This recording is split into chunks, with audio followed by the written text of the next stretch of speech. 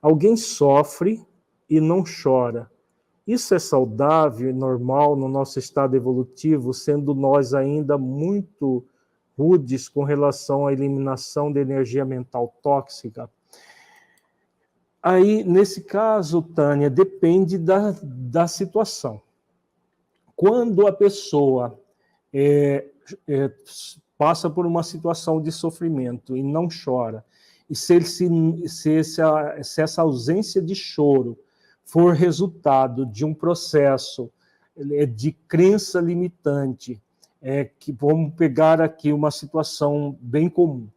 O homem, ele costuma ter maior dificuldade para chorar. Muitas vezes, esse homem, quando menino, quando chorava, o pai dele chegava para ele: olha, o homem não chora, engole esse choro, cala a boca, e o homem não chora, colocou isso, gerando uma crença limitante de que o homem não chora. O que está acontecendo aí? Essa crença limitante é um pensamento negativo. Esse pensamento negativo produz essas emoções, dessa pseudo-fortaleza, parece muito forte, mas na verdade é rigidez. Então a pessoa desenvolve uma rigidez porque tem essas crenças limitantes de que o homem não chora, de que isso é coisa para maricas, isso quanto mais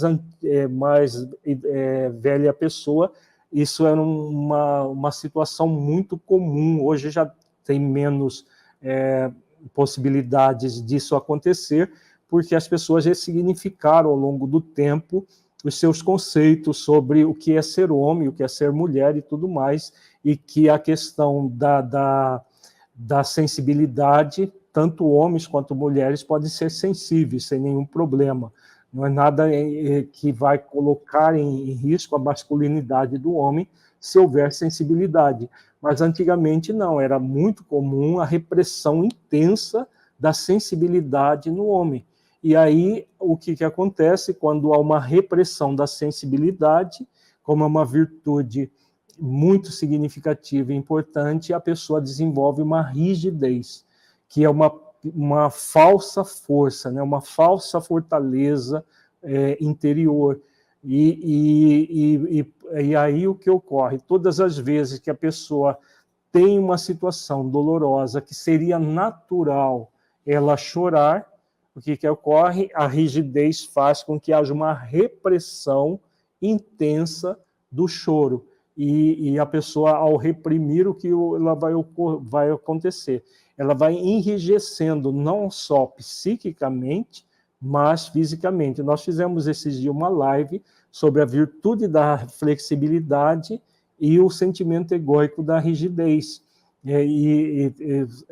Eu sugiro que você depois assista essa live, para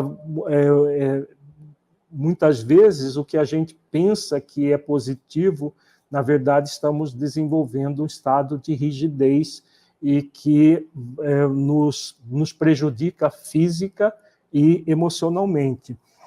Se esse processo de passar por dor e não chorar também pode surgir, não dessa educação machista, mas uma indiferença frente à vida, né? Porque existem pessoas que elas, para não sofrer, né, elas mesmas, né, não é por uma educação machista, elas mesmas vão para o movimento de indiferença. Não, tanto faz, para mim tanto faz, as coisas não me afetam. Então, isso é um processo de indiferença frente à vida, que faz com que a pessoa também produza esse estado de rigidez, e que ela não se afeta. Por quê? Porque ela reprime o sentimento, ela reprime a sensibilidade, por outros fatores que não a educação machista. Comumente por um processo de tanto sofrer, né? Tem gente que fala: eu já chorei o que eu tinha para chorar a vida inteira, e aí ela reprime entrando nesse estado de indiferença. e que é também muito comum. Pessoas que eram muito sensíveis e que choravam com facilidade vão para o estado de repressão tão grande que elas, nesse estado de repressão, elas acabam produzindo uma indiferença frente à vida e uma rigidez. Então, pode ser também uma situação assim, né? Então, mas tanto uma situação quanto a outra vai ser patológica. É um movimento que produz uma energia mental tóxica, porque a sensibilidade, não a hipersensibilidade, que é um estado de fragilidade íntima, porque tem gente que é hipersensível e entra num processo de fragilidade, qualquer coisa a pessoa desmorona. Isso também é outro desequilíbrio. A sensibilidade é uma virtude. Então, a pessoa passar por uma situação dolorosa e extravasar por meio do choro é perfeitamente natural, desde que não haja uma hipersensibilidade de um processo de fragilidade íntima que se corrige por meio do exercício de virtudes, como sentimento de aprendiz, sentimento de filiação divina, sentimento de proteção divina, entrega, fé convicta, enfim, várias virtudes que fortalecem a pessoa.